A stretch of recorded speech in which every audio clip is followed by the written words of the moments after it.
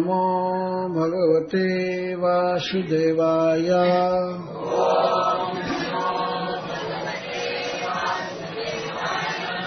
ओम नमो भगवते वासुदेवाय।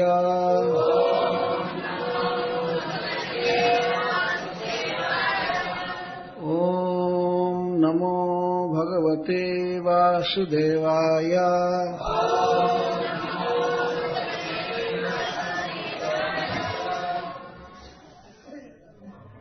परसों दिन की तरह फिर चलिए इंद्रप्रस्थ राजसूय यज्ञ में।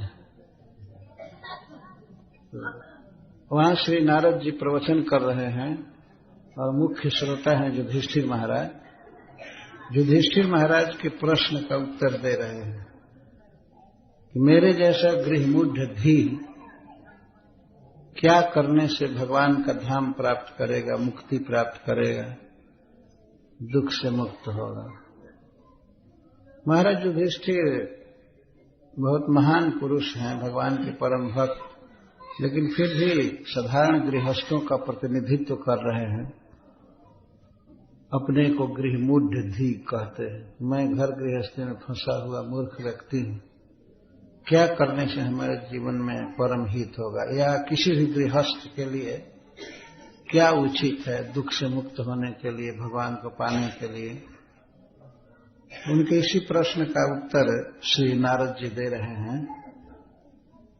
तो उसमें से 2 श्लोक की कथा हुई थी कि हे राजन, घर में रहते हुए, अपने परिवार में रहते हुए जो गृहस्थोचित क्रियाएं हैं, काम धंधा करना, कमाना, घर चलाना, उचित तरीके से उसको करे, लेकिन उसको साक्षात वासुदेवार्पणम, भगवान इससे प्रसन्न होंगे इस भाव से करे।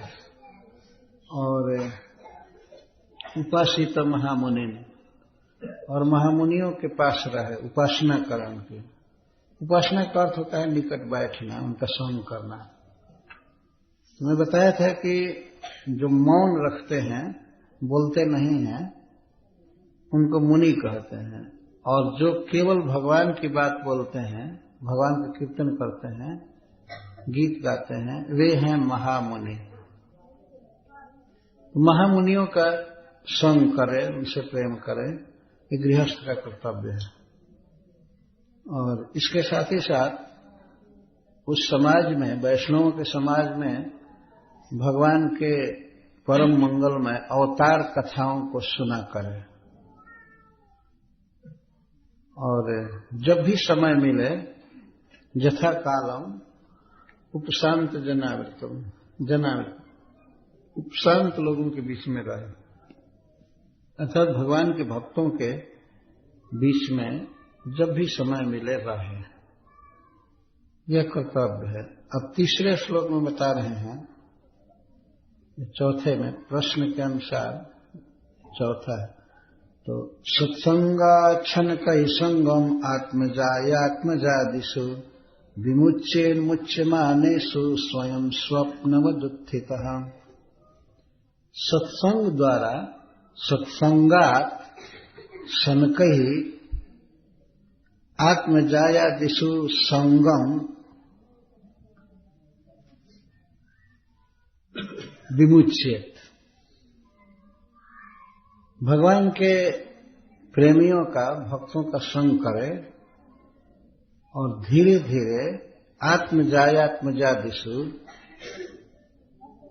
देह से, जाया से, पत्नी से और आत्मजों से संगम विमुच्येत, उनकी आसक्ति धीरे धीरे छोड़े।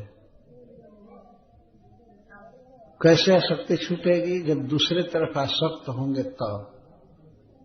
इसलिए नारद जी कह रहे सनकहि, सत्संगात सनकहि संगम विमुच्येत। सत्संग से दुःसंग छोड़े। भगवान के भक्तों का जब व्यक्ति संग करेगा, उनसे प्रेम करेगा, तो धीरे धीरे देह से और देह से उत्पन्न पुत्रों से और पत्नी से धीरे धीरे आसक्ति छूटती जाएगी। यहां पर आसक्ति छोड़ने की बात कही जा रही है, संग। तो स्वरूप से त्याग करने की बात नहीं कही जा रही है। पहले आसक्ति छूटती है, बाद में साक्षात संग छूट जाता है। यदि भगवान का चरण कमल पाना है तो यह करना आवश्यक है। इस संसार में मनुष्य के लिए सबसे बड़ी फंसावट है देह, बेटा और स्त्री आदि सुख आदि, घर आदि।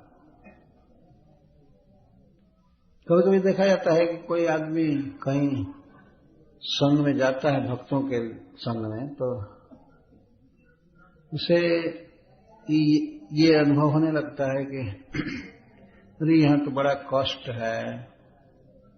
वैष्णव के समान हो सकता है शारीरिक कष्ट हो, भोजन के लिए कष्ट हो, कुछ हो, तो उसे अपना घर याद आता है। अरे वहां मैं कितना ठाट से रहता हूं। तो किसी तरह से आ गया एक दिन, तो इस बार भागता है कि अब चलो चलो चलो बस। माया में रहने की आदत हो गई है। यदि वहां दुख है, अपने घर में, अपने परिवार में सबसे ज्यादा दुख है व्यक्ति को, लेकिन दुखे तो सुख माने न, वो दुख को ही सुख मान लेता है। ये मनुष्य का स्वभाव है, वो चला जाता है, उसी में सुख मानता। एक बार एक कथा कहे हैं, जैसे मूल तो कथा ये रामकृष्ण परमहंस की है, विवेकानंद जी के गुरु महाराज। तो वो कथा सुना रहे थे कि एक बार एक मल्लाह की स्त्री मालिन के घर गई। मालिन उसकी सखी थी, तो उसके घर गई। अकस्मात उस दिन रात को उसको रुकना था उसके घर पर, मालिन के घर पर, जिसके चारों तरफ सभी घरों में फूल रखे हुए थे, सुगंधित फूल थे। लेकिन मल्लाहिन का काम था मछली का व्यापार करना, मछली मारती थी, रहती थी उसके घर के लोग। तो मछली रखने का एक पिंजड़ा होता है, पता नहीं क्या नाम है उसका, खोचड़ा तो उसको रखी। तो मछलियां उसमें बहुत काल से रखी थी, कुछ उसमें मरती थी, कुछ रहती थी, कभी धोती नहीं थी। तो मछलियों की दुर्गंध लेते लेते उसकी नाक सेट कर गई थी, और उसको वही अच्छा लगता था, जहां भी जाए वो ले जाती थी। तो मालिन के घर में पहुंची, तो मालिन ने खिलाया पिलाया सब किया, और सोते समय उसने उसको एक फूल रखी थी घर में, टोकरी में इधर उधर, तो उसने कह दिया इसमें सो जाओ सखी। तो उसमें वो सोई तो सब तरफ उसको दुर्गंध नजर आ रही थी, मतलब सुगंध को ही वो बुरा मान रहे थे कि सब तरफ फूल की सुगंध, फूल। तो सो नहीं रही थी। थोड़ी सी रात हुई, 10 मिनट 20 मिनट रात गई सोने के बाद, वो सो नहीं रही थी। तो पूछती है मालिन, सखी तुमको नींद नहीं आ रही है? तो नहीं, हमारे दुर्गंध के नाक फटी जा रही है, नींद नहीं आ रही है। वो हमारा पिंजड़ा ला दो मछली वाला, उसको अपने सिरहाने रखूंगी तब नींद आएगी। तो उसको उसने अपने सिरहाने रखा, तो मछली की दुर्गंध जब नाक में गई तो उसे नींद आ गई खूब अच्छी तरह। यही हालत मनुष्यों की है वास्तव में। घर में दुख है, सब है, लेकिन वहीं रहने की आदत। इतनी आसक्ति हो गई है अपने घर से, और इसके साथ साथ देह से। पहली आसक्ति तो देह से है, आत्मा कहते हैं देह को, कभी कभी संस्कृत में आत्मा माने देह। देह के आराम के लिए, देह के लालन पालन के लिए वह आत्मा की उपेक्षा करता रहता है, आत्मा का हित नहीं चाहता। देह को आराम मिलना चाहिए, आत्मा का हित किसमें है? आत्मा का हित है भगवान का कीर्तन करने में, भगवान की कथा सुनने में। भले शरीर को कुछ कष्ट हो, लेकिन आत्मा की उन्नति होती है इससे। आत्मा की उन्नति का क्या मतलब है? कोई इस प्राकृतिक जगत से पार होकर के दिव्य जगत में भगवान के धाम में जाता है, और भगवान से मिलने वाला सुख है वो भजन काल में भी प्राप्त करता है। प्रत्येक मनुष्य को, जीव को अधिकार है कि भगवान के आनंद को शेयर करे। भगवान आनंद घन है, तो जीव को भी आनंद से रहने का अधिकार है। लेकिन उनका आनंद तब प्राप्त करेगा जीव जब उनके विषय में सुनेगा, गाएगा, उनका मंत्र जपेगा। तो आत्मा का जो सबसे बड़ा हित है, आनंद है, व्यक्ति उस पर ध्यान नहीं देता है। केवल शारीरिक सुख मिलना चाहिए, उस पर ध्यान देता है। आत्मा के लिए शरीर को कष्ट देना चाहिए। जैसे मान लीजिए भोर में उठना है मंगला आरती में, शरीर नहीं चाहता है कि उठें, शरीर चाहता है कि और लेटे रहें, लेकिन आत्मा का हित इसमें नहीं है। जितने भी अग्रसर पुरुष हैं जिन्होंने आत्मा के आवश्यकता को और भगवान के साथ अपने संबंध को समझा है, वे लोग भोर में उठ जाते हैं और उठ करके भगवान का नाम लेते हैं। ये कोई ऐसी बात नहीं केवल ये साधुओं के लिए जरूरी है, नहीं नहीं, घर गृहस्थी में रहने वाले व्यक्ति के लिए भी उतना ही आवश्यक। और इधर भी शाम को वो भगवान की भक्ति करते हैं। एक प्रसंग है रामायण में कि भगवान श्री राम और श्री लक्ष्मण जी जो बच्चे थे, वे गए विश्वामित्र जी के साथ, उनको धनुर्वेद की शिक्षा देने के लिए गुरु महाराज ले गए विश्वामित्र जी। और इसके साथ ही साथ कुछ उन्हें असुर सता रहे थे, यज्ञ में बाधा दे रहे थे, तो उनके वध के लिए ही ले। तो दोनों लड़के गुरु जी के साथ रहते थे, ऋषियों के साथ, भक्तों के साथ। इसके बाद उन्हें खबर मिला कि महाराज जनक के यहाँ एक बहुत बड़ी प्रतियोगिता है। ये विवाह के योग्य हो गए थे भगवान श्री राम और लक्ष्मण जी। तो वशिष्ठ जी उनको ले गए, उस प्रतियोगिता में भाग लेने के लिए ही ले गए। तो एक साधु के साथ गए थे, ब्रह्मचारी थे, इसलिए एक बगीचे में जनक जी ने इनको ठहरा दिया, बाहर, नगर से बाहर बगीचा में ठहराया। तो वहां पर इनके दिनचर्या का वर्णन करते हुए गोस्वामी तुलसीदास जी बहुत सुंदर लिखे हैं। शाम को एक बार कहते, यहां से चालू कर दे, ऋषय संग रघुवंश मणि करि भोजन विश्राम। और कैसे है, दिवस रहा भर जाम, ऐसे कुछ है। ऋषय संग रघुवंश मणि करि भोजन विश्राम। दोपहर के समय लगभग 1 बजे भोजन किए और कुछ विश्राम किए और बैठे प्रभु भ्राता सहित दिवस रहा भर जाम। इसके बाद बैठे और गुरु जी की आज्ञा पाकर के गए संध्या बंदन करने के लिए, शाम का स्नान करने के लिए। स्नान किए, संध्या बंदन किए और इसके बाद फिर कथा चालू हुई। साधुओं के समाज में दोनों लड़के थे, भगवान और लक्ष्मण जी, तो ये दोनों कथा सुनने लगे। तो कहत कथा इतिहास पुरानी रुचि रजन जुग जाम सिरानी।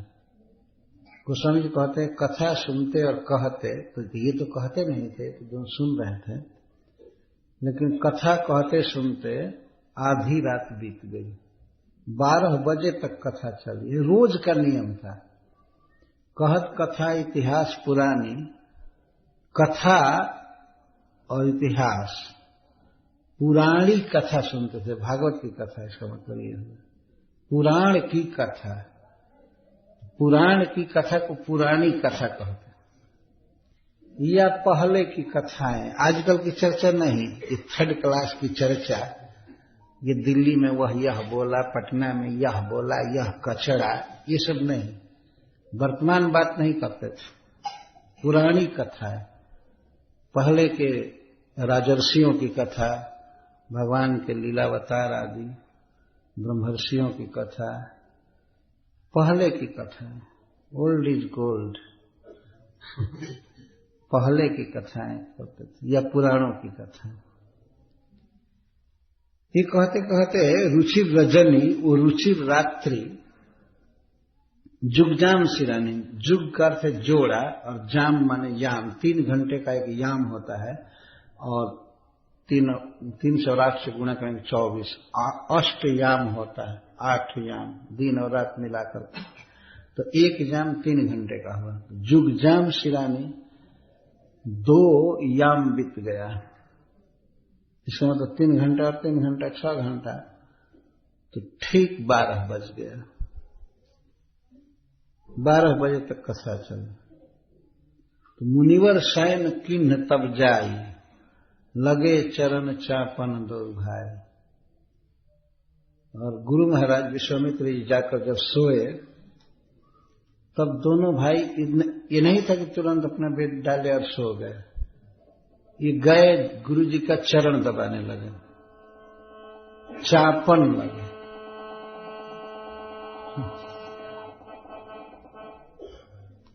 लगे चरण चापन दो भाई, चापने लगे का अर्थ समझते हैं, अकु प्रेशर कर रहे थे। ये अंगुलियों में और पैर के तलवे में सारा स्विच है, कनेक्शन है सारे शरीर का, तो चरण को चापने लगे, अर्थात इस तरह से चरण दबा रहे हैं।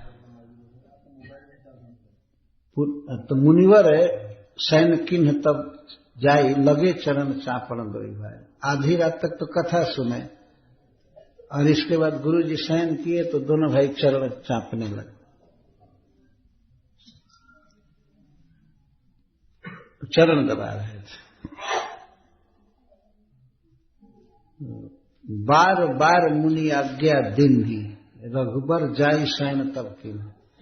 बार बार गुरु जी ने कहा कि बेटे सो जाओ, सो जाओ, मंगलारती में उठना है इसलिए सो जाओ। गुरु जी ये कह रहे थे। ये सनातन परंपरा है मंगलारती की, कोई आज की चीज नहीं है। तो मुनि ने बार बार आज्ञा दिया भगवान राम को, जाओ सो जाओ। लक्ष्मण जी को कहा हो गया जाओ सो जाओ। जब बार बार गुरु जी कहे तब भगवान जाकर शयन किए। बार बार मुनि आज्ञा देंगे, और यह नहीं कि शिष्य प्रतीक्षा करे कि गुरु जी कब कहेंगे, बस एक बार कहते हैं चलो। बार बार मुनि आज्ञा देंगे, रघुबर जाय शयन तब की, तब भगवान जाकर सोए। जब भगवान बार बार जाकर सो गए, तब लक्ष्मण जी उनका चरण दबाने लगे। कम से कम 1 बजे तक भगवान राम और लक्ष्मण जी गुरु जी का चरण दबाए होंगे, ये स्वाभाविक लगता है। 1 बजे तो जाकर भगवान शयन किए, तो फिर लक्ष्मण जी चरण दबाने लगे। तो पुनि पुनि प्रभु कह सो वहु ताता, भगवान कह रहे थे सो जाओ लक्ष्मण, सो जाओ सो जाओ सो जाओ। तो पौढ़े ऊर्ध्व पद जल जाता, फिर चरण कमल को हृदय में ही रख करके सो गए। वो चरण के पास ही सो गए लक्ष्मण जी, सोए नहीं, पौढ़े का तो कभी सोते नहीं थे। लक्ष्मण जी जितेंद्रिय थे, निद्रा को जीत चुके थे। वो ऐसे ही चरण को छाती से रख करके तकिया के बदले, चरणों पर ध्यान के बदले वहीं लेटे। दो खटिया पलंग तो नहीं था, नीचे था, ऋषियों का आश्रम था, उनको दिया गया था। तो इस तरह से सोए। और जगना हुआ तो उठे लखन निशि विगत सुनी, अरुण शिखा धुनि कान। और गुरुते पहले जगतपति जागे राम सुजान। तो सबसे पहले मुर्गा की बोली सुनकर लक्ष्मण जी जग गए। अरुण शिखा, जिसकी लाल शिखा होती है, पुलिस जैसी लाल टोपी, पुलिस की टोपी में भी थोड़ा लाल रहता है, इस तरह से। तो मैं उपमा के लिए नहीं कह रहा हूं, मुर्गा के सिर पर भी लाल पंख जैसा उगा रहता है ना, इसीलिए मुर्गा को अरुण शिखा कहते हैं।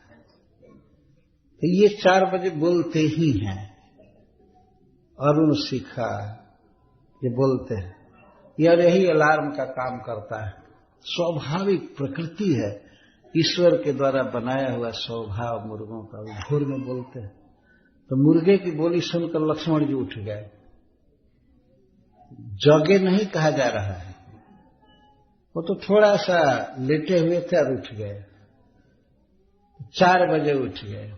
लक्ष्मण जी 2 बजे लेटे होंगे, 2 घंटा केवल लेटे और 4 बजे उठ गए। तो ये दिनचर्या थी पहले के लोगों की।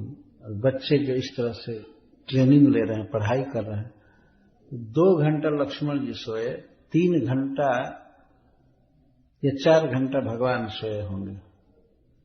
लक्ष्मण जी 4 बजे उठ गए और गुरु से पहले जगे राम। गुरु जी अपन 5-6 बजे जगे होंगे, बेचारे बूढ़े व्यक्ति या जो भी हो,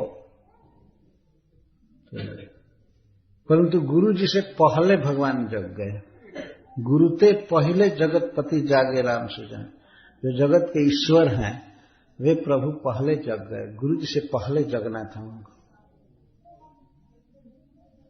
लक्ष्मण जी सबसे बाद में सोए, वो सबसे पहले जगे। और भगवान गुरु के बाद सोए थे तो गुरु से पहले जागे। देखिए धर्म, व्यक्ति का सबका अपना अपना धर्म है। धर्म पालन में कष्ट भी हो तो उसे करना चाहिए। तो गुरु से पहले जग गए भगवान राम और गुरु जी बाद में जगे।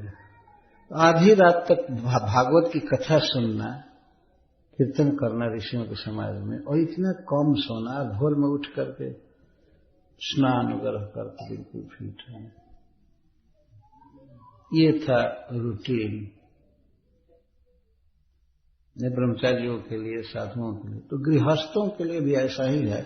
ये है कि वे आधी रात तक कथा कीर्तन नहीं कर सकते हैं, परंतु उन्हें चाहिए कि बारंबार भगवान की भक्ति में रहें और धीरे धीरे पुत्र परिवार आदि की आसक्ति से मुक्त हों। धीरे ऐसा देखे हैं हम लोग कई गृहस्थ जो बहुत नियम का पालन करते हैं और जप भी अधिक करते हैं, एक टाइम खाते। देखा गया ऐसे गृहस्थ हैं, चारों तरफ इस कान में भरे पड़े हैं ऐसे गृहस्थ। जहां जाते हैं सुनते हैं, एक टाइम खाते हैं। जप वे ब्रह्मचारियों से भी ज्यादा करते हैं, है ना ऐसा?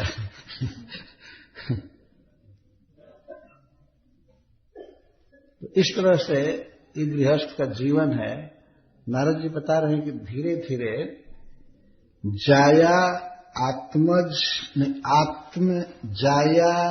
आत्मजा दिशु आदिशु, इससे तत्पर्य गृह आदि से, और सबसे धीरे धीरे ममता आसक्ति हटाता जाए, तब व्यक्ति भगवान को प्राप्त करेगा। लेकिन आसक्ति हटेगी कैसे? सत्संग से।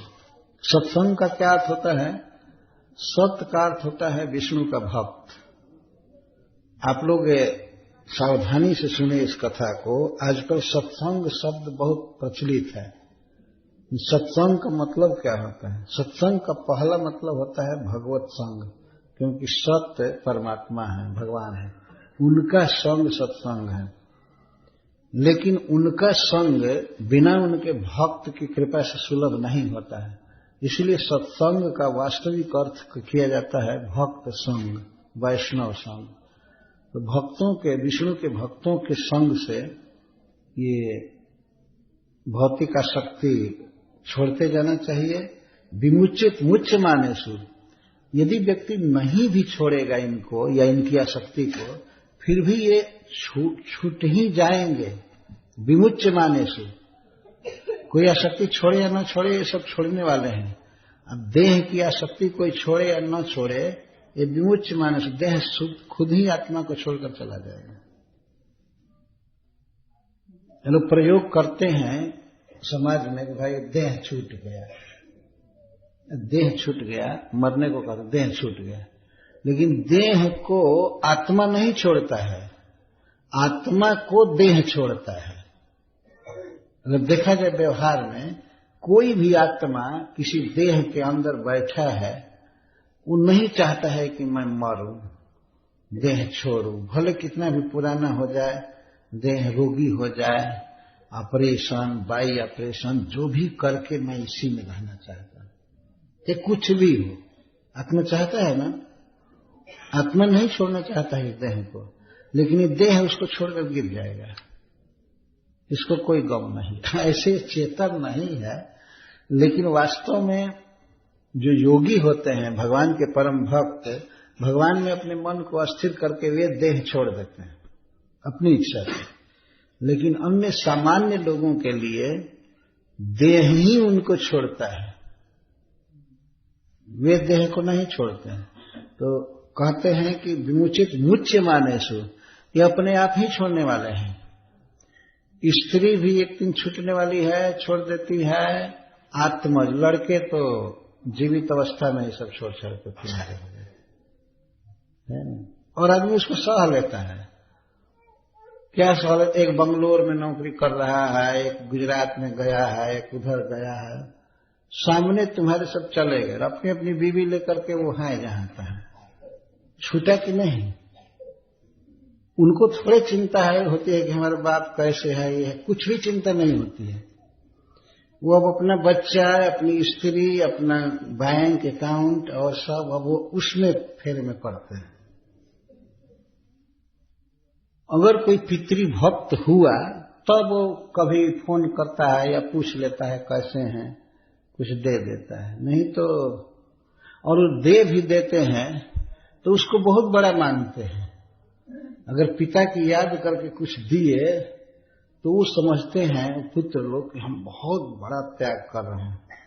हमने कभी कभी देखा है, देहाती भाषा में कहते हैं, बूढ़ऊ तो हमारे में खा लन, बहुत बड़ा दान कर रहे हैं, ऐसे कहते हैं। समाचार में हमसे बताते हैं, ओह, मतलब विश्वंभर हो गए, पिता का भरण यही कर रहा है। उसने जन्म दिया, पढ़ाया, लिखाया, खिलाया, पिलाया, और ये कहने में शर्म आनी चाहिए कि हमारे में ही खाते, तुम्हारा खाते तुम उनका खा रहे हो।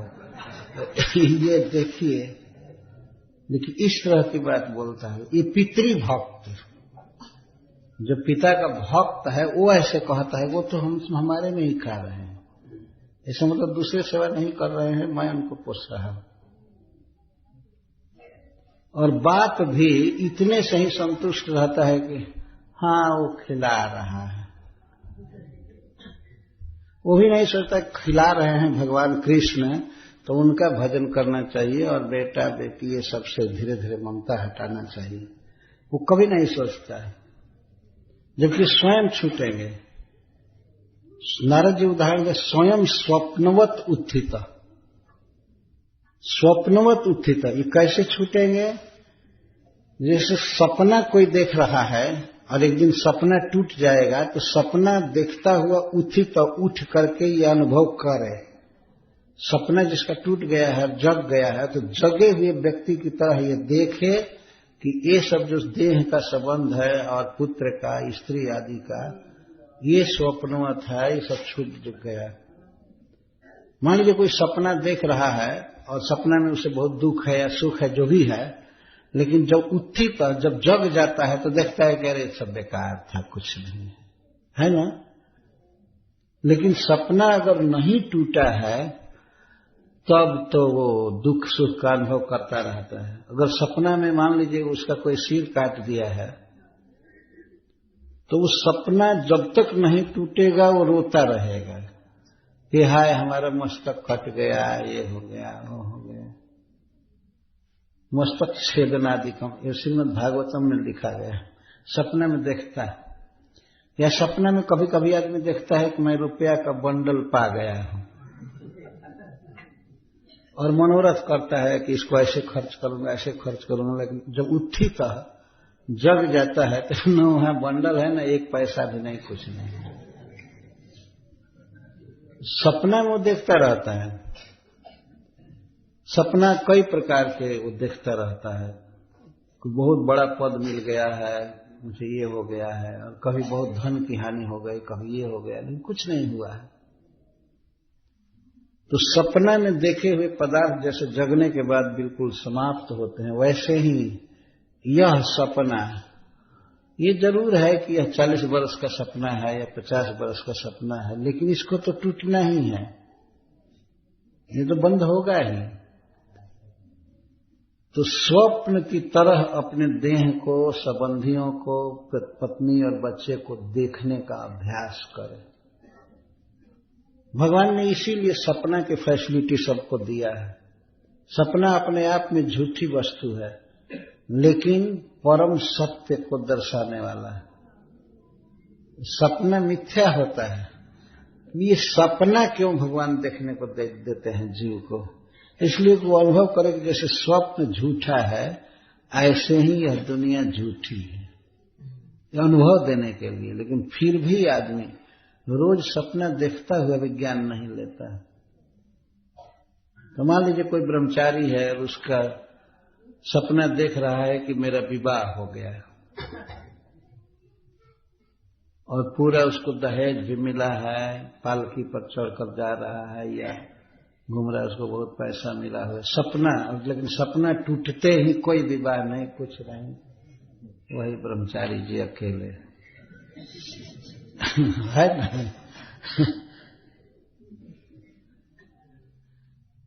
सपना, नारद जी सपना का उदाहरण दे रहे हैं। किस सभा में?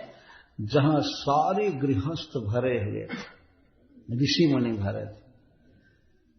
शास्त्रों का, विशेषकर श्रीमद् भागवतम का ज्ञान जनता को देना चाहिए। भले उसे सुनने में कठोर लगे, लेकिन यह परम सत्य है। हम छोड़े या न छोड़े, आखिर देह तो जाएगा ही। देह को कितना दिन आदमी ले चलकर चल सकता है? कितना दिन? जब आंख के सामने देखते देखते बाल पकने लगा, दांत टूटने लगा, घुटना में शिकायत है आजकल का नहीं कहता सब तो ठीक ही है, ये घुटना में शिकायत है। कुछ क्या शिकायत है? अरे पुराना हो रहा है, घिस रहा है, तब शिकायत है। शिकायत है, इसका मतलब रोगों की गुरुता को, भयंकरता को सामने नहीं आने देना चाहता है। जो चीज भयानक है, जो वास्तविक प्रॉब्लम है, उसको आंखों के सामने रखना चाहिए। भगवान गीता में कहते हैं, जन्म मृत्यु जरा व्याधि दुख दोषानुदर्शन। जन्म में जो दुख है और दोष है, और बुढ़ापा में जो दुख और दोष है, और मरने में दुख और दोष है, और जन्म लेने में, इसका अनुदर्शनम, बार बार या निरंतर देखना चाहिए। ये 4 प्रॉब्लम है, जन्म लेना, मरना, और मरने और जन्म के बीच में बुढ़ापा और रोगों का दुख। इसको सामने रखना चाहिए, अनुदर्शनम। और मनुष्य क्या करता है? इनको पीठ के पीछे कर देता है। वो अनुदर्शनम भगवान कहते हैं, यह बिल्कुल पीछे नहीं देखना, नहीं देखना चाहता। और बाल पकने लगा तो कोई न कोई मसाला लगाकर काला करता है। दूसरों को भी धोखा में डालना, अपने को भी।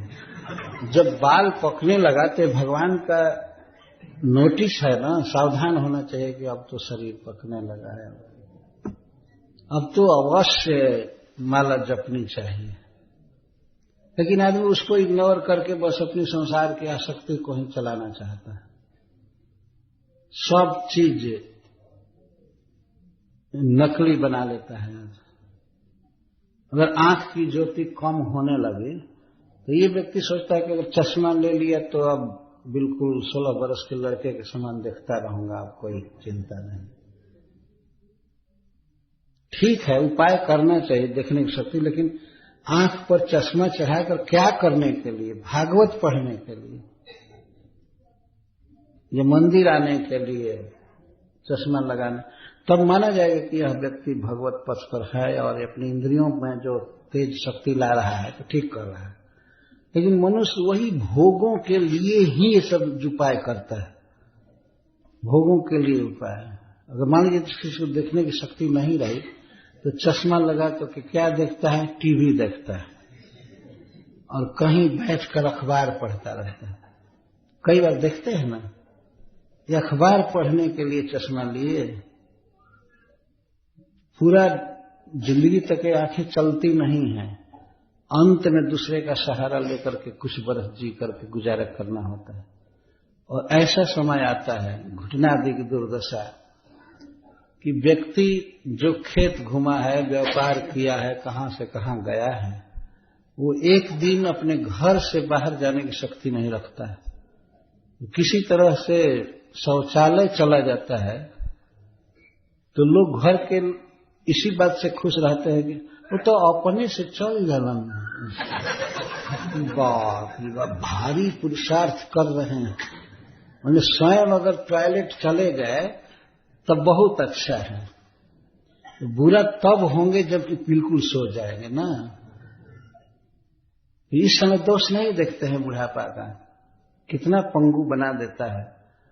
सब बात के लिए बुढ़ापा बहुत खराब है वास्तव में, लेकिन इस खराबी को कोई देखते नहीं है, बस इग्नोर करता रहता है, इग्नोर करता रहता है। एक व्यक्ति हमको दिखा रहा था एक बार बॉम्बे में, अपना कुर्ता हटा करके, कि महाराज जी यहां बाईपास ऑपरेशन हुआ, 2 बार हमारा हुआ। तो एक बार इधर पेट की तरफ चिरा हुआ था लंबा ऐसे, और एक पीठ पर चिरा हुआ था, पता नहीं कैसे था। बाई ऑपरेशन, मतलब शरीर के भीतर ऑपरेशन न करके बाईपास ऑपरेशन करना है। बाईपास जैसे शहर के बाहर बाहर रोड जाता है, शहर के पास का। तो वो दिखा रहे थे इसलिए कि मेरा सफल ऑपरेशन हो गया है, कुर्ता निकाल के दिखा दी। तो मैं कहा नहीं उनसे, लेकिन मेरे मन में आया कि अगर पूरा रेलवे लाइन भी बिछा दिया जाए तभी भजन नहीं करेंगे। आदमी गर्व से कहता है हमारा तो बाईपास ऑपरेशन हुआ था। तो ये लोग है ऐसे। एक बार एक गांव में 2 व्यक्ति झगड़ा कर रहे थे, तो गांव के स्टैंडर्ड से एक व्यक्ति धनी था गांव में और वो गरीब। तो वो कहता है तुम हमसे क्या बात करोगे, तुम्हारे घर का खर्चा साल भर का जितना होता है उतना मेरे दवाई में लगता है, तुम हमसे क्या बात करोगे। इतना भारी रोगी हूं, इसमें भी गर्व है। दवाई खाना कौन सौभाग्य की बात है। इस तरह से दुखे च सुख मानिया, व्यक्ति अंततः ज्ञान में माया में ही सुख मानता है, और उसको कोई रोग नहीं है, वो दवाई नहीं खाता है तो वो सुखी है ना। लेकिन सालों भर उसके घर का जो खर्चा लगता है उतना इसके केवल दवाई में लगता है। यह बात केवल एक एक व्यक्ति या परिवार पर ही नहीं है, देश स्तर पर भी। खास करके जो बाहर के बड़े बड़े लोग आते हैं अमेरिका से, इंग्लैंड से इंडिया में, तो यहाँ के मिनिस्टर लोग उनको दिखाते हैं हमारे यहाँ इतना बड़ा हॉस्पिटल बना है, ये बना है। तो हॉस्पिटल बड़ा बड़ा है इसका मतलब रोगी बहुत बड़े बड़े है ना, हॉस्पिटल दिखाते हैं, उसको विकास मानते हैं। हमारे यहाँ इतना बड़ा हॉस्पिटल है, ये है वो है वो है। तो रोग में ही अपनी शान दिखाते हैं, हॉस्पिटल बना है, ये बना है, वो बना है, वो बना है। और इसी तरह ले जाकर के दिखा दो कि हमारे यहाँ इतना बड़ा बड़ा जेल बना है, इसका मतलब कि क्राइम बहुत हो रहा है। ये कौन विकास है। और हमारे यहाँ जेल में कैदियों की संख्या बहुत अधिक है, हम उन्नत हैं। इसका अर्थ है कि सब क्रिमिनल भर गए, क्राइम कर रहे हैं, बदमाशी कर रहे हैं। यह कोई विकास नहीं है, यह बुद्धिहीनता है। तो ये परिवार स्तर पर भी कोई कभी कभी दिखाता है, ये हमारा बच्चा है, ये पढ़ाई कर रहा है, ये कर रहा है, वो कर रहा है, वो कर रहा है, लेकिन क्या कभी ये दिखाए हैं कि ये मेरा बेटा बहुत अच्छा है, ये 16 माला भजन करता है, महामंत्र जपता है। कभी कभी भक्त लोग दिखाते हैं कि महाराज ये हमारा बच्चा ये 8 माला जप करता है। भक्त लोग ऐसे बोलते हैं, ये 2 माला जप करता है, ये भगवत गीता पढ़ता है, ये भागवत पढ़ता है। तो वो बात सुनने में बहुत अच्छी है, लेकिन केवल ये दिखाना ये करता है, ये करता है, वो करता है, कोई भक्ति नहीं, कोई भजन नहीं। और अंततः जो कुछ भी हो रहा है वे माता पिता को छोड़ने की तैयारी में है।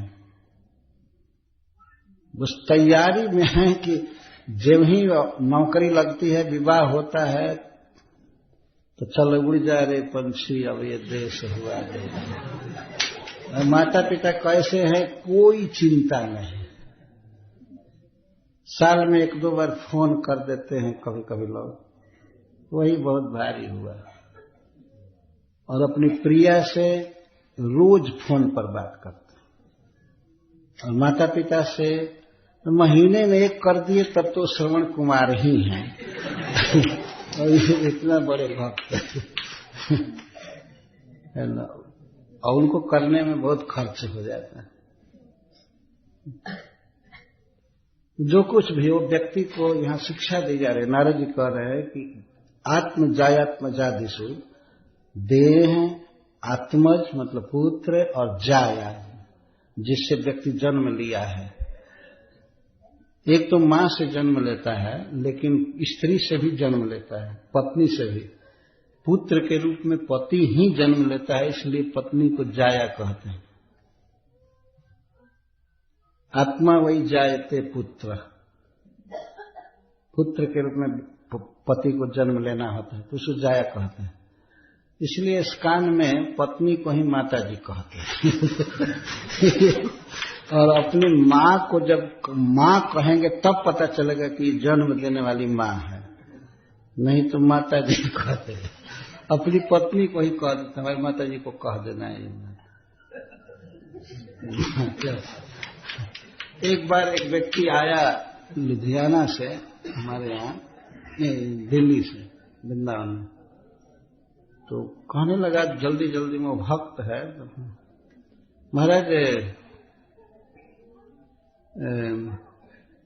मैं आया था इसके पहले 2 घंटा पहले, लेकिन मेरी माता जी भी साथ में थी, तो लोई बाजार में चली गई हैं, वो आएंगी। तो हम एकदम नहीं समझे, तो हम पूछ दिए कि बाद में ही सोच रहे थे कि माता जी आई होंगी, तो मैं थोड़ी सी शंका मुझे हुई, क्योंकि स्कैन में यही चलता है, तो ये टेक्नोलॉजी है। तो मैं पूछा कि तो आपकी माँ या माता जी? तो कह नहीं माता जी।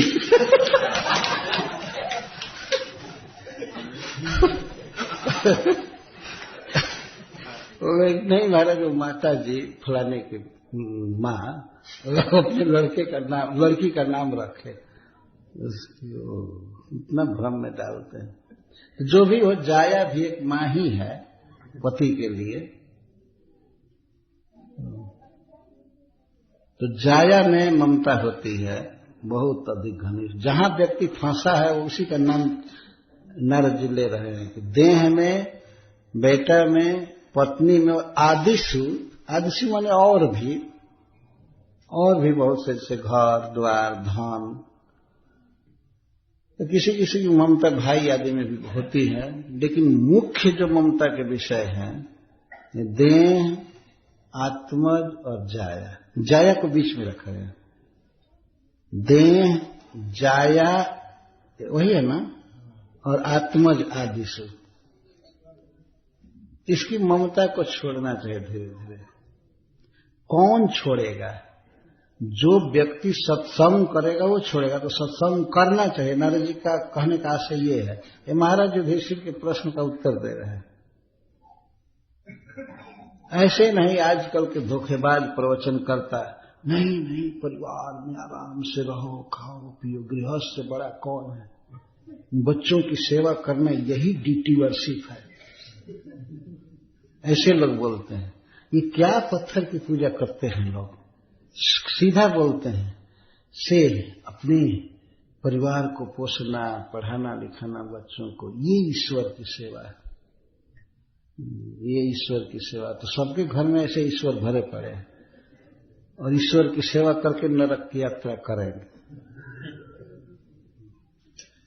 एक कर्तव्य की सीमा है, पुत्र के प्रति, पत्नी के प्रति, घर में और के प्रति सीमा है।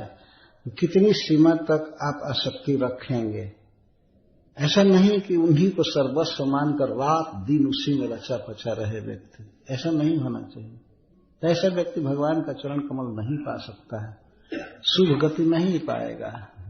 जब तक जिएगा तब तक चिंता में जिएगा और मरने के बाद उसकी दुर्गति होती है। दुर्गति का अर्थ है कि उसे बहुत खराब शरीर मिलता है, या नरक जाना पड़ता है, या और दुर्गत सुंदर लोक नहीं मिलता, अच्छा लोक नहीं मिलता। ये तो निश्चित है कि इस जीवन के बाद भी जीवन है। कोई व्यक्ति कह दे कि पुनर्जन्म नहीं है, उसे कहने से क्या होगा। ये संसार में ज्यादातर ऐसे ही मूर्खों की संख्या है जो ये मानते हैं कि देह के मरने के बाद सब कुछ खत्म हो जाता है, कोई नहीं बचता है। लेकिन भगवत गीता में श्री भगवान कहते हैं, न हन्यते, हन्य माने शरीरे। इस शरीर के नाश हो जाने के बाद भी आत्मा नष्ट नहीं होता है, वो दूसरे शरीर में जाता है। भगवान स्पष्ट बोल रहे हैं, जो शरीर छोड़ता है और दूसरे शरीर में जाता है, और जो दूसरे शरीर में गया है उसको एक दिन वो शरीर छोड़ना पड़ता है। इतना क्लियर ज्ञान है भगवत गीता का। यह केवल सनातन धर्म के लोगों को ज्ञान है कि आत्मा अमर है, शरीर नाशवान है, आत्मा के हित के लिए काम करना चाहिए। हम लोगों में, हिंदुओं में ये परंपरा है कि जब किसी का शरीर छूट जाता है तो हम लोग लिखते हैं दिवंगत, या वैकुंठ गए, या स्वर्ग गए, है ना, लिखते हैं। तो कौन स्वर्ग गया? देह तो यहीं पर रहता है, देह यहां छूट जाता है, चिता पर चला जाता है, जला दिया जाता है या गाड़ दिया जाता है, जो भी किया। तो स्वर्ग या वैकुंठ गया कौन? आत्मा ना। आदमी जो शब्द का प्रयोग करता है कि हमारे पिताजी स्वर्गवासी हो गए या वैकुंठ चले गए, गंगा लाभ किए या दिवंगत हो गए, तो आत्मा के लिए ही वो लिख रहा है। तो आत्मा जाता है जरूर, और अपने कर्मानुसार जहां भी जाए, लेकिन उसको जाना है शरीर छोड़कर। और दूसरे लोग शरीर को ही आत्मा मानते हैं, इतना ज्ञान नहीं है। वैदिक शास्त्रों में जो ज्ञान है, भगवत गीता में या भागवत आदि में, वो ज्ञान कहीं दूसरी जगह नहीं है। आत्मा का कोई ज्ञान नहीं है। जैसे मान लीजिए किसी व्यक्ति का कोट या स्वेटर कहीं गिर जाए तो दूसरा व्यक्ति हल्ला करे कि वो तो मर गए, वो तो मर गए। तो भगवान गीता में कहते हैं वासंसी जीर्णानि यथा विहाय। जैसे पुराने कपड़ों को छोड़ करके व्यक्ति नया कपड़ा पहनता है, उसी तरह से आत्मा देही एक दिन पुराने देह को, पुराने से तात्पर्य है उसका कर्म फल जब पूरा हो जाता है, वो देह छोड़ करके नया देह धारण करता है। तो देह तो पोशाक की तरह है, वस्त्र की तरह है। हम लोगों के ये इस क्या कहेंगे हेरिटेज, हम लोगों की बपौती है, भगवान का दिया हुआ ज्ञान सामने है बिल्कुल क्लियर। इतना ही नहीं, क्या खाना चाहिए, क्या नहीं खाना चाहिए, क्या बोलना चाहिए, क्या नहीं बोलना चाहिए, मन में क्या सोचना चाहिए, भगवान इन सब बातों पर भी खूब बृहद प्रवचन किए हैं भगवत गीता में, एकदम क्लियर। और जबकि यह ज्ञान आप दुनिया के किसी भी कोने में इसके अलावा खोजेंगे नहीं ज्ञान है। ये पहली बार श्रील प्रभुपाद जी ने विदेश में भगवत गीता का यह ज्ञान दिया है। Bhagavad Gita as it is, Bhagavad Gita यथारूप, पहली बार। तो हम लोगों की तो जिसको कहते हैं बपौती कहिए, ये बाप की संपत्ति है भगवत गीता और श्रीमद् भागवतम। इसको पढ़ना चाहिए, इसको सुनना चाहिए, रोज डिस्कशन करना चाहिए, यही हमारा हित करेगा। तो इसमें आत्मा का ज्ञान दिया गया, प्रारंभ ही किया गया है आत्मा और देह का अंतर भगवान बताएं, जबकि दूसरे लोगों में आत्मा का कोई ज्ञान नहीं है। वो समझते हैं कि देह ही आत्मा है और देह गया बस खत्म हुआ, कोई पुनर्जन्म नहीं है, कोई आना जाना नहीं है। वो आत्मा जो कब्र में पड़ा हुआ है तो देह तो बस वहीं पर है। वो देह को ही मैं मानते हैं, देह को ही आत्मा मानते हैं। लेकिन हम लोगों में ऐसा संस्कार है ऋषियों का कि एक सामान्य बच्चा भी जानता है कि आत्मा देह से अलग है। व्यवहार में देखेंगे आप सब, साधारण व्यक्ति एक दिन एक खड़िया की बात है, यहाँ पे कीर्तन चल रहा था। तो कीर्तन चलते चलते मंगलारती के समय में, मंगलारती कौन भक्तों बताते हैं, एक व्यक्ति के पिताजी का शरीर छूट गया है। तो वो आए मंदिर में, गौर कृष्ण भी थे। तो गौर कृष्ण से वो कहते हैं, गौर कृष्ण हमारे बाबू तो सरेंडर बोल देना, सिलेंडर बोल दे। ये सिलेंडर बोल दे मतलब वो उनका वो शब्द था। वो बहुत दिन से बीमार थे, तो शरीर छूटने से कोई बहुत स्पेशल दुख नहीं हुआ। तो कब है वो भी समझ गए कि सिलेंडर बोल दिए थे। तो शरीर छूट गया। इसके बाद वो कहते हैं तो ऊपर चल गए, ऊपर चल गए मतलब कौन ऊपर चला गया? शरीर तो वहीं पड़ा था, शरीर वहीं पड़ा था, ऊपर चल गए। ऊपर कौन गया? ऊर्ध्वगति किसकी हुई? आत्मा की। आत्मा के लिए शब्द का प्रयोग किया जाता है, ऊर्ध्वगति हुई। ऊर्ध्व का मतलब स्वर्ग या वैकुंठ पर, अधः लोक में नहीं गए। नरक नीचे है पृथ्वी से दक्षिण दिशा में, इसीलिए अधः गति कहा जाता है। तो इसका मतलब कि गया जहन्नम में और नरक में गया आत्मा। उसको भी पकड़ करके जमराज के दूत ले जाते हैं। तो यहां श्री नारद जी बता रहे हैं कि साधुओं का संग करना चाहिए, उनके मुख से सुनना चाहिए। उनके साथ रहते रहते धीरे धीरे पुत्र परिवार आदि की आसक्ति से व्यक्ति मुक्त हो जाता है। और फिर आगे बताते हैं, जाव दत्थ उपासीनो देहे के हे च पंडित विरक्तो रक्तवत तत्र निर्लोके नरताम्य से। व्यक्ति को चाहिए भगवान की कृपा से, गृहस्थ के लिए बता रहे हैं, भगवान की कृपा से जितने धन की प्राप्ति हो जाए उसी में संतोष करे, संतोष करे, पुरुषार्थ करे, काम करे। ऐसा कह रहे नरताम निर्लोके नरता न्यसेत। नरता का अर्थ होता है पुरुषार्थ, काम, कैपेसिटी जो है उसके अनुसार काम करे, पैसा कमाए, या लड़कों को पढ़ाना है पढ़ावे, सर्विस जो कुछ भी है उसके विषय में अपवाद नहीं है। वो काम करे, आलसी न बने, काम करे, पुरुषार्थ करे, लेकिन विरक्तो रक्तवत तत्व। और परिवार में कैसे रहे? भीतर से विरक्त रहे, लेकिन ऊपर से सब लोग यही समझें कि ये महायासक्त है गृहस्थी में। नारद जी बता रहे हैं ऐसे रहना चाहिए, बाहर से विरक्ति नहीं दिखानी चाहिए। विरक्त रहे मन से और ऊपर से रक्तवत रहे। रक्त का अर्थ होता है अनुरक्त। व्यवहार ऐसा करे कि ये परिवार के लिए बहुत चिंतित रहता है, काम करता, काम भी करे और रक्तवत व्यवहार करे, पर रहे विरक्त। इसे श्लोक में कह रहे हैं, विरक्तो रक्तवत तत्र निर्लोके नरता में से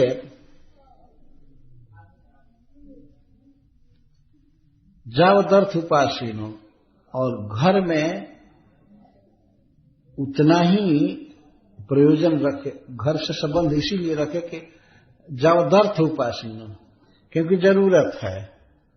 पर जितना मतलब है कृष्ण भक्ति में, जितना सहायक है धन या और सब, उतना रखे। लेकिन बाहर से ये दिखावे कि मैं आसक्त हूं, मैं इस परिवार के लिए ही सब कुछ चिंतन कर रहा हूं, पर रह करके भगवान की भक्ति में ज्यादा मन लगावे। और आगे के श्लोक में नारद जी कहते हैं कि ज्ञातयः पितरौ पुत्रा भ्रातरः सुहृदो परे जद बदंती जदिच्छन्ति चानुमोदेत निर्मम। घर के लोग जैसे ज्ञातयः का अर्थ देह के संबंधी, जिसको गोतिया कहते हैं, लेकिन ये गोतिया का मतलब कुछ दूसरा हो गया। ज्ञाति मतलब खास परिवार के लोग, ज्ञातयः। और पितरौ माता पिता, भाई पुत्र, और अपरे सुहृद और अन्य भी सुहृद, जद बदंती जो बोलते हैं उसका अनुमोदन करना चाहिए हमेशा। छेड़ भर नहीं करना चाहिए कि नहीं तुम ठीक नहीं कर रहे हो। जो बोले उसको अनुमोदन करें, जो भी बोले तो अनुमोदन करना चाहिए, हाँ बहुत अच्छा विचार है ये है। और जद इच्छन्ति, और जो चाहते हों उसका अनुमोदन करें। जब कोई किसी का प्लान ये है, कोई ये चाहता है, तो उसका अनुमोदन कर देना चाहिए, हाँ ठीक है ठीक है। कभी भी ये नहीं करना चाहिए नहीं हमारी बुद्धि ऐसी है, ऐसे चलना चाहिए, तो वो व्यक्ति फंसेगा। परिवार के लोग, माता पिता, यहां तक कि बेटा भाई, जो कहे अनुमोदन कर। तो इस पर प्रश्न होता है, यदि परिवार के लोग जो चाहें, जो बोले, अनुमोदन किया जाए तो वित्त क्षय होगा, धन नहीं रहेगा, तो काम कैसे चलेगा। मतलब बेटा कुछ राय दे रहा है और दे दिया जाए, धन खर्च करने को सब छूट दे दिया जाए, तो सब उड़ा देगा। ये चाहे जैसे तैसे धन होना चाहिए ना। परिवार के कहने से हम कोई अंकुश न रखें और कह दें ठीक है। जद बदंती जदि क्षंति चानुमोदित निर्मम, ममता न रखे और जो कहें वो सब अनुमोदन कर। ये तो अजीब शिक्षा दे रहे हैं। तो इसमें प्रश्न होता है, सिद्धर स्वामी जी ने प्रश्न किया है, तो वित्त क्षय हो जाएगा तो परिवार कैसे चलेगा। आखिर ये देख करके अनुमोदन करना चाहिए ना, भाई इतना पैसा है तो इसमें ये काम करना है, वो काम करना है। जो लोग कहें परिवार के बस वही कर दे। लेकिन इसमें श्री नारद जी बता रहे हैं कि परिवार की जिम्मेवारी लेकर के इस तरह से फंसे न। तो कहते धन हो, अगर धन नहीं रहेगा व्यक्ति दरिद्र हो जाएगा, काम धंधा ठीक से नहीं हुआ, तब कहते हैं। श्रीनाथ जी कहते हैं कि दिव्यम भौमम चांतरिक्षम वित्तम अच्युत निर्मितम तत्सर्वम उपभुंजाना एतत् कुर्यात् स्वतो बुधा। धन की कमी नहीं है, श्री नारद जी कहते हैं, चिंता मत करो, भगवान की कृपा से मिलेगा पोषण के लिए। ये सबके लिए शिक्षा दी जा रही है। व्यक्ति को कभी चिंता नहीं करनी चाहिए, धन कहां से आएगा, ये होगा होगा। जितना काम करना है काम करे, निश्चिंत काम करे, एक नौकर की तरह काम करना चाहिए घर में। जैसे दुकान में कोई नौकर होता है किसी दुकानदार का, तो कितना बिक्री हुआ, कम हुआ, ज्यादा हुआ, वो नौकर प्रभावित नहीं होता है। उसको दिन भर में जितना वेतन मिलना है उस वेतन से उसको मतलब है। पर जो मालिक होता है दुकान में, वो चिंतित रहता है, आज बिक्री कम हुई, ये हुआ, वो हुआ, ऐसा हुआ, ऐसा हुआ। तो नौकर की तरह घर में रहना चाहिए, वो बेचैन नहीं होना चाहिए।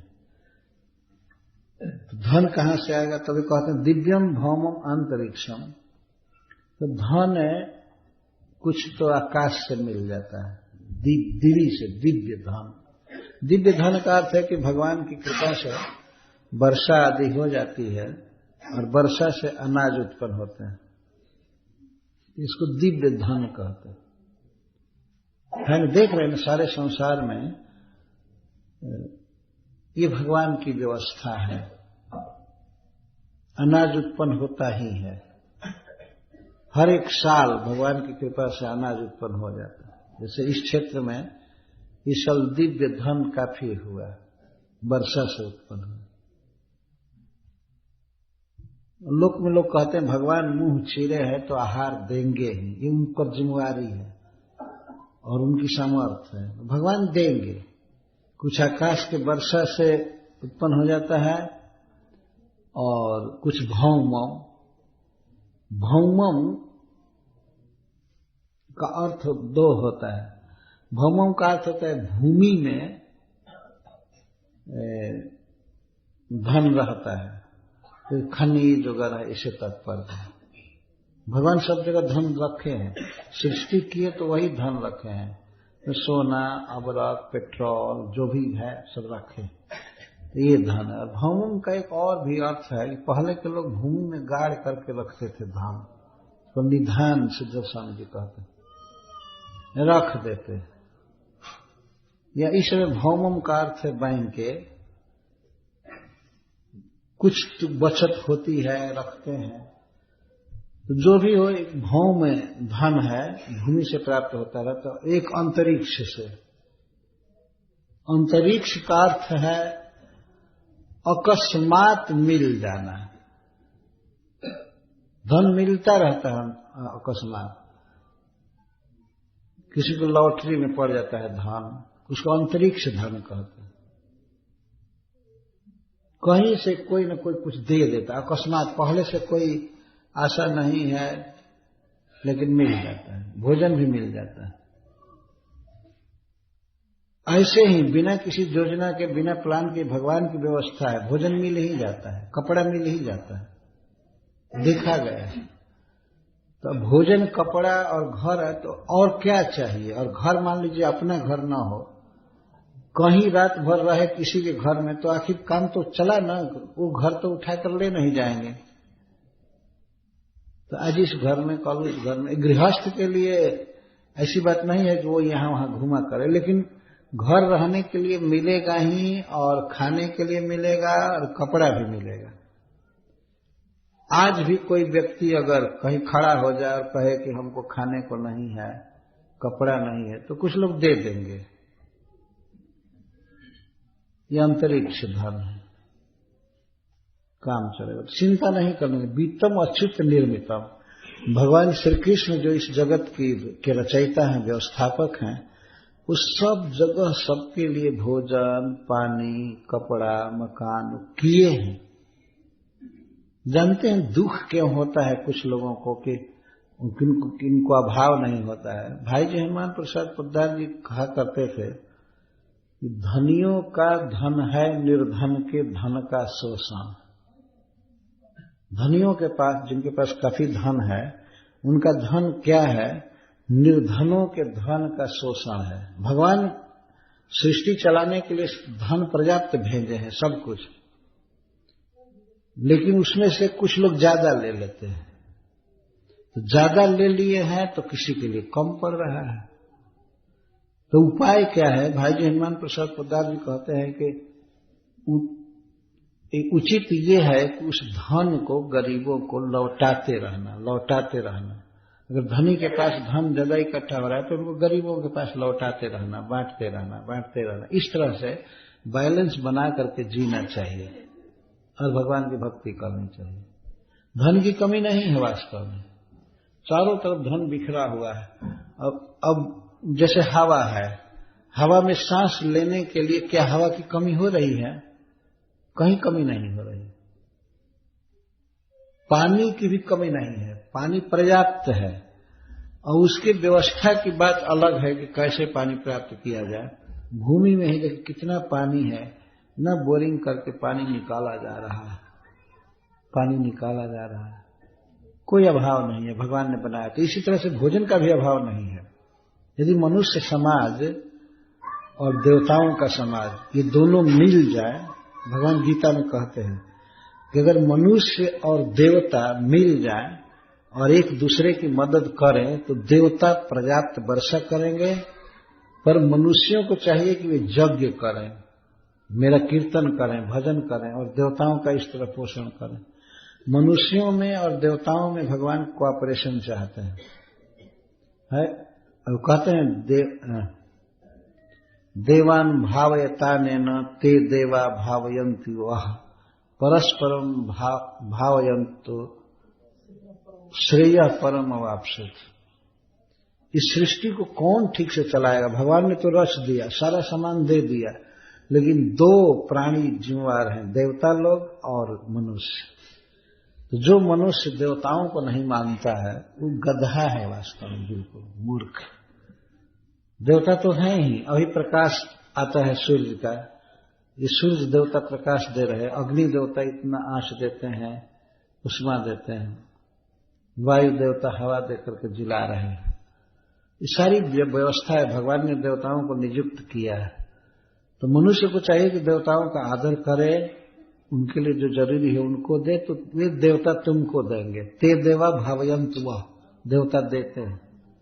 अब जरा विचार कीजिए, पर्याप्त वर्षा हो तो कितना सुखी समाज होगा, अन्न की कोई कमी नहीं रहेगी। अगर वर्षा ठीक टाइम से और सब जगह हो तो पहाड़ पर बहुत से अनाज होंगे, पेड़ पौधे फलेंगे, धरती का एक एक कण सिक्त रहेगा, तो कितनी फसल हो सकती है। लेकिन नहीं, अब यथेष्ट वर्षा होने से कितनी कम फसल होती है।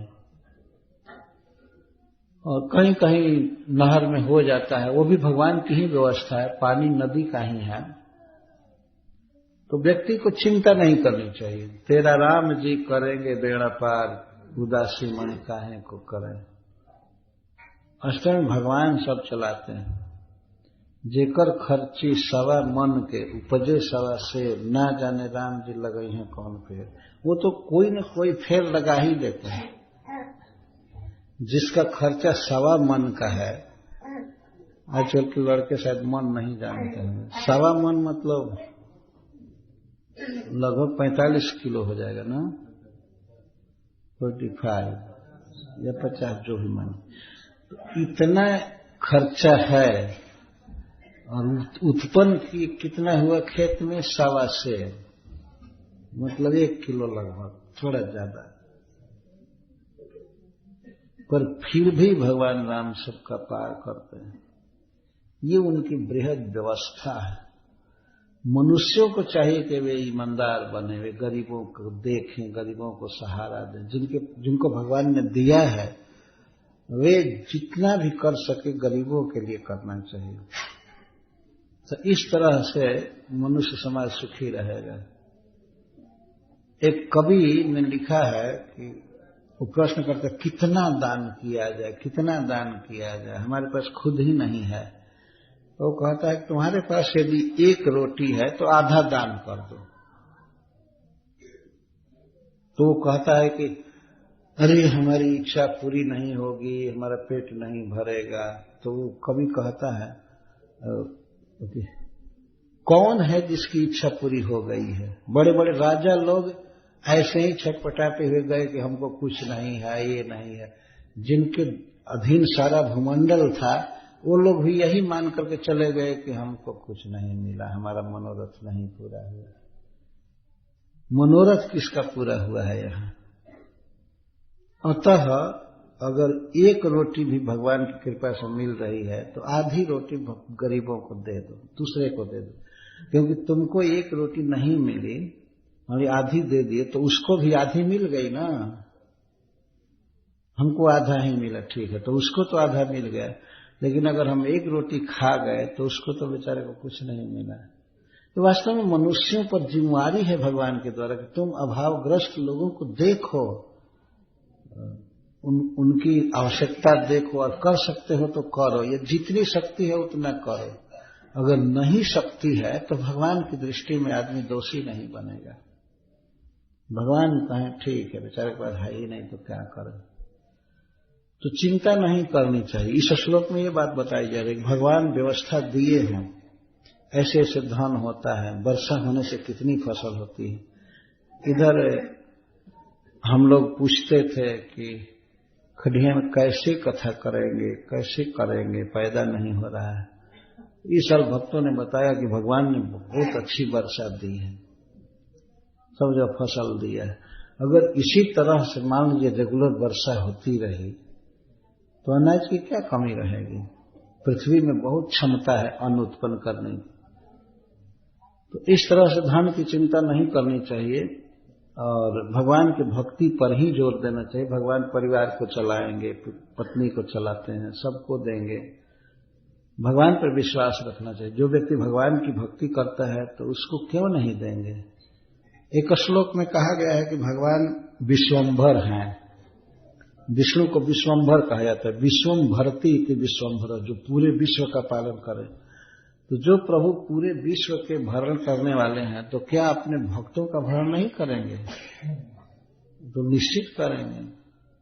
तो भगवान पर विश्वास करना चाहिए और भक्ति करनी चाहिए। यहाँ पर भक्तों ने आयोजन किया। हमको पता है कि बहुत मेहनत करके आयोजन किए हैं और बहुत अच्छे प्रसाद की व्यवस्था की और सब। एक दिन का उत्सव करने में, किसी घर में विवाह हो तो कितना परिश्रम पड़ता है। ये लोग 7 दिन व्यवस्था किए। तो अवश्य ये भक्त लोग और इनके जो भी सहयोगी हैं वे भगवान की कृपा के पात्र हैं। धन्यवाद देते हैं हम लोग।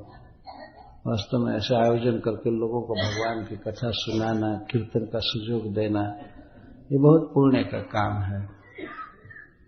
तो भगवान से प्रार्थना करते हैं कि इन पर हमेशा कृपा करें, इनकी मति भगवान में लगी रहे और ये लोग सुखी रहे। इस तरह का आयोजन बहुत बड़ा पुण्य है, बहुत बड़ा यज्ञ है। जो व्यक्ति पुण्य करता है उसके जीवन में कोई कमी नहीं आती है भगवान की कृपा से। तो श्री नारद जी गृहस्थों के लिए ये सब उपाय बताए हैं।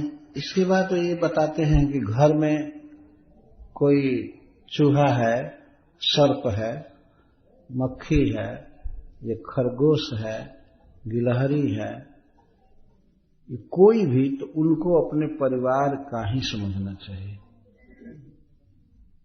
कभी भूल करके भी कीड़ा आदि नहीं मारना चाहिए। अगर मान लीजिए किसी के खाट में खटमल पड़ गया है तो यह उसकी गलती है। उसको इतना साफ रहना चाहिए कि वो ना पड़े। और कदाचित अगर घर में मच्छर बढ़ गए हैं तो मच्छर को स्प्रे करके किसी विषैली दवा से मारने का अधिकार किसी को नहीं है। तो समझना चाहिए हमारे परिवार का। यदि मान लीजिए अपने परिवार में कोई रोगी व्यक्ति है, खराब स्वभाव का है, तो थोड़े आप मर्डर करेंगे। कि कोई अपाहिज लंगड़ आ गया तो क्या आप हत्या करेंगे? ये अधिकार नहीं है। इतना ही अधिकार है कि आप मच्छरदानी लगाइए, मच्छर से बचिए, लेकिन उसको जान से मारने का अधिकार नहीं है। अगर मच्छर को मारते हैं, चूहा को मारते हैं, तो जमराज के द्वारा हथकड़ी लगेगी, निश्चित है। तो नारद जी इसमें कहते हैं कि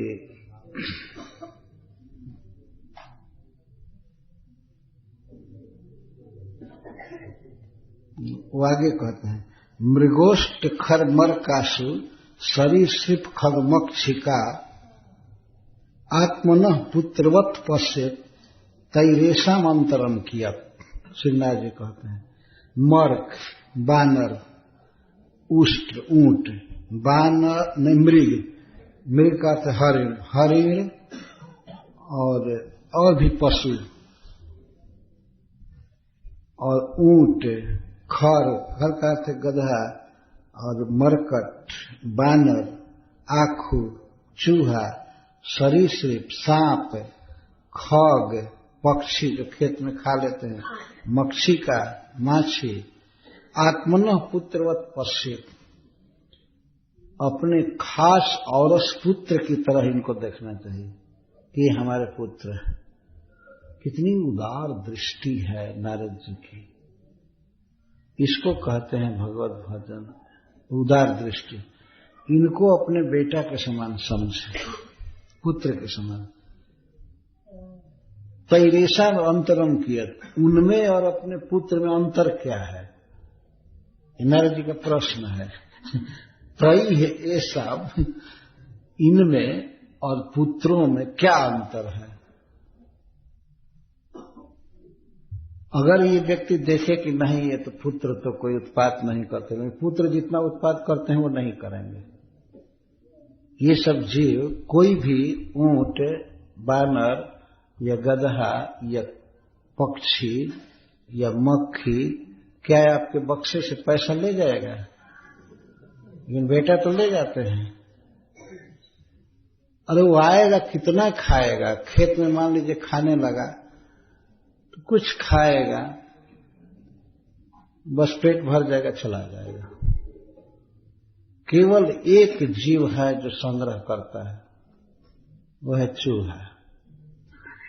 फिर भी उतना संग्रह नहीं कर सकता। धान का बाल ले जाएगा, कितना ले जाएगा, लेकिन लड़का अगर बदमाश हो गया तो कितना अनाज ढो करके बेच देगा बाजार में, है ना। और पैसा भी लेना तो दूर की बात, बहुत ज्यादा तंग करते हैं। तो उनमें और इनमें क्या अंतर है? फिर भी बेटा को मानते हैं, है ना। और ऐसे चूहा को, मृग को, चाहे बाराह को, सुअर को, इनको मार देना, या कीड़े मकोड़े, पशु पक्षी, सब ये तो ऐसे जीवों की बात की जा रही है जिनके साथ घर में कोई संबंध नहीं है, फिर भी उनको अपने बेटे के समान मानना चाहिए। और फिर गाय को, भैंस को, बैल को तो एकदम अपना स्वरूप ही समझना चाहिए। घर में गाय है चाहे भैंस, किसके लिए है? उस परिवार के लोगों के लिए है, मेंटेन करने के लिए, दूध बेच करके चाहे खा करके। तो वो तो बिल्कुल अपने स्वजन हुए। जब ये बेटा की तरह हुए तब तो ये आत्मा की तरह हो गए। तो उनको ठीक से पानी पिलाना, समय पर भोजन देना, और उनके पास कुछ रुकना, उनको सहलाना, उनको प्यार देना, ये मनुष्य का कर्तव्य है। और भूल करके भी उन्हें प्रकारांतर से कसाईयों के हाथ में न भेजना। आजकल एक बहाना चलता है कि हम इतना कहाँ रखेंगे, इतने बढ़ गए, हो गए। तो घर में अगर बहुत से बच्चे बढ़ जाए और कुछ लोग पुराने हो जाएं तो उनको कसाई खाना में भेज देंगे, हैं? किसी तरह पालन करते हैं ना। जब जवान था बैल या गाय, जब जवान थी दूध दे रही थी तो दूध पी रहे थे, और बूढ़ी हो गई तो इतना निर्मम हो जाना, निर्दय हो जाना, और ऐसे बेच देना दूसरों को, और वो ले जाकर कसाई को बेच देता है। जानता है आदमी कि ये गाय काटी जाएगी कसाई के यहाँ, ये भैंस काटी जाएगी, फिर भी बेच देना। क्या यही गृहस्थ का धर्म है? दया होनी चाहिए ना। जिस मनुष्य में दया नहीं है वह मनुष्य नहीं है, उसमें धर्म कुछ भी नहीं है। दया धर्म का एक पिलर है, अंग है, भागवत में बताया गया है। सत्य, शौच, दया और तप, ये धर्म के अंग है। जिस मनुष्य में दया नहीं हो, कितना भी धर्म का ढोंग करे, उसमें धर्म है नहीं। दया पहला गुण है, दया होनी ही चाहिए सबमें। तो पशुओं में दया, और जैसे अपने पुत्र पर दया रखते हैं वैसे दया इन लोगों पर रखना चाहिए। बेचारे मान लीजिए कोई खटमल है, खटमल अगर किसी को काटता है, उसको पता नहीं है कि इसको दुख होता है, उसको कुछ भी ज्ञान नहीं है। उसकी जीविका भगवान ने बनाया है खून पीना। मच्छर की भी जीविका है खून पीना, और खटमल की जीविका है वो खून पीकर कहीं जिएगा। तो आप कितना भी पूरी या दही या पुआ रख दीजिए, वो खाने नहीं जाएगा, उसकी जीविका नहीं है। लेकिन अगर मनुष्य कहीं सो जाए तो वे तुरंत आते हैं चूसने के लिए। और ये प्रकृति का नियम है, उसकी जीविका है। अगर इस स्थान पर प्राइम मिनिस्टर भी आ जाए तो उनके गाल से खून निकाल लेगा मच्छर, बैठ जाएगा। सारे सिक्योरिटी बैठे रहेंगे लेकिन वो बैठ जाएगा। ये प्रकृति का नियम है ना। और यहां तो हो सकता है कि न कोई बैठे, लेकिन अगर वो डिहरी और गया जी चले जाए तो वहां के मच्छर तो मान नहीं सकते। गया जी और आरा ये मच्छरों की राजधानी है। हाँ, हम लोग देखे हैं, दिन में भी वे तंग करते हैं। लेकिन फिर भी इन लोगों को भी नारद जी कह रहे पुत्र की तरह माने। क्या उदार दृष्टि है। ये है भारत के ऋषियों की दृष्टि। सब में भगवान को देखना। सीए राम मैं सब जग जानी, करो प्रणाम जोर जग पानी। जब इन जीवों के प्रति ऐसे वात्सल्य की बात कही जा रही है तो फिर समग्र मानव जाति के लिए, मनुष्यों के प्रति या और पशुओं के प्रति कितनी दया की बात कही जाएगी। वृक्षों के प्रति दया, पशुओं के प्रति दया, सभी के प्रति। सर्वे भवन्तु सुखिनः सर्वे सन्तु निरामयाः।